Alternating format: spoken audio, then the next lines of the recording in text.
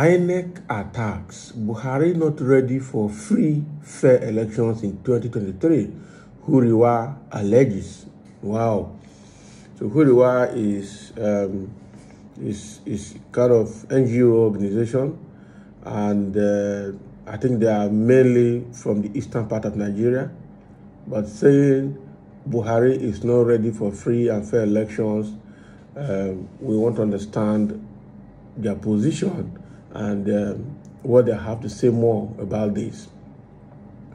Human Rights Writers Association of Nigeria, Huriwa, has slammed security agencies in the country, accusing them of showing a great level of complacency in the incessant attacks on facilities of the INEC, Independent National Electoral Commission, INEC.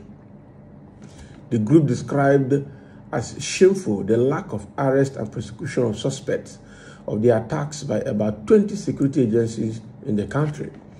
In a statement on Saturday, the national coordinator of Huriwa, Emmanuel Onwubiko, said what is happening shows that President Muhammadu Buhari is not ready to give Nigerians a fair and free elections come 2023. Wow.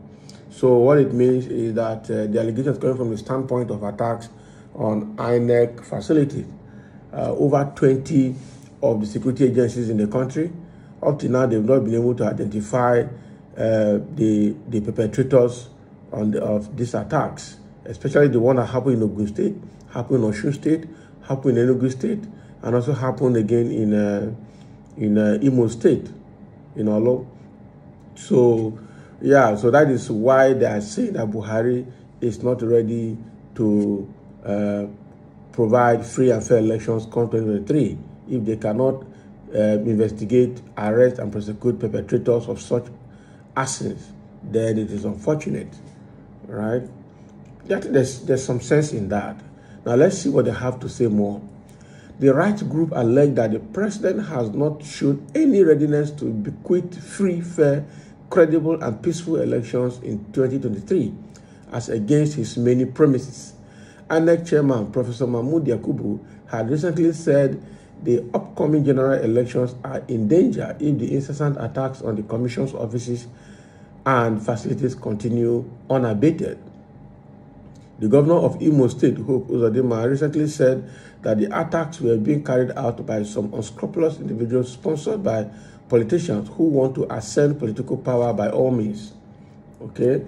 But Huriwa insisted that the government of Buhari is to be blamed for the continued attacks on INEC offices. The government has refused to arrest or even prosecute any of the suspected attackers, let alone punish them through the courts to serve as deterrents to desperate and violent inclined politicians. The group pointed out that the government has failed to stop non-state actors from moving around with sophisticated arms and weapons of mass destruction. The rights advocacy group also berated the president for failing to sack the National Security Advisor, NSA, the Inspector General of Police, IGP Akali Baba, and the Comptroller General of Customs Services and heads of other heads of other security agencies who are not living up to the expectations of many Nigerians. Wow. So this is what is happening here. So even though Hope Uzodinma came and said that the burning of those INEC facilities is perpetrated by desperate politicians who want to ascend the throne at all costs, and even the INEC chairman has also berated the attack on offices by saying it will be difficult to conduct elections if this attacks goes on unabated. All right, but Huriwa is putting the whole blame on the presidency, on the government, for not being able to curb that attack. All right, for not doing anything to even sack the heads of security agencies who are not living up to the expectation of many Nigerians. A good example is National Security Advisor, which is Babagana Munguno, retired. And then we also have the Comptroller of Customs, who is also supposed to do something around the borders. And then we also have the Yeah, the IGP of police, Baba Alkali, Usman Baba Alkali. So all of these are still sitting down there, and all of these problems are happening, and Buhari has not said anything. It's quite unfortunate, and that is why Huriwa is crying out that this is actually unfortunate. It means that if for Buhari to be quiet, or for the presidency to be quiet, while all this are happening, they therefore means that they are not ready to give Nigeria free and fair and credible elections. We understand that I think about a month ago or so, or 2 months ago, the INEC chairman, that was after the incident at Osun State, INEC chairman actually had meeting with IGP and with other stakeholders in Nigeria. The INEC chairman was still decrying the spate of arson conducted or committed on INEC offices across the country. All right. And after that meeting, IGP organized another stakeholders meeting with other security agencies. And after all of that, they were asked to, they were to deploy. In fact, they confirmed that they deployed security agencies to all INEC offices in the country to abate or stop that arson in INEC offices, burning down of INEC offices. And not quite long, immediately after that meeting, it was committed on one of the Enugu INEC offices. They burnt it down, right? And it didn't take up to a month again, they burnt another one in Imo State, Olo. So the question is, what is IGP doing? Is he just telling Nigerians what Nigerians want to hear? Is he incapacitated? Why? Who? Does it mean that they know? Because we know that our police, if they want to work, they can work. They know who is responsible. What does it mean that they don't want to do it? They know the people that are doing it, or they're incapacitated. They don't want to, or they can't fight the crime. That is what the problem is. So it's actually disheartening, and that's why is crying. Look at the amount of killing that is going on in Igbo land for some time now. I'm sure it's to deter voters. All right. So who are we going to blame? If the same way government is not able to fight Boko Haram and other security insurgencies, it's the same way they are not able to fight these attacks on INEC offices ahead of the election coming in 2023, even after promising Nigerians that there will be good elections. So the question is, what is Buhari doing? What is he thinking? Why is he so complacent? Why is he quiet? All right, why is he so inactive? Is it a case of competency? Is it a case of his health challenges? Or is it that he just want to, he's indirectly supporting those hoodlums? Are they really Fulanis? Or there are other unscrupulous elements from other zones, other regions of the country? What is happening? Why is Buhari so quiet?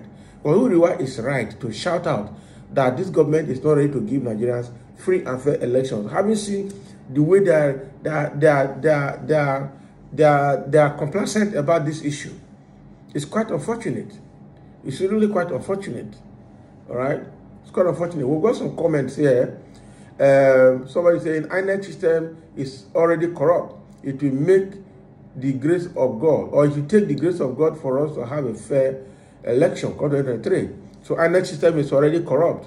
How? Is it that the INEC chairman is corrupt, or is it that the most of the INEC workers have been compromised, or how?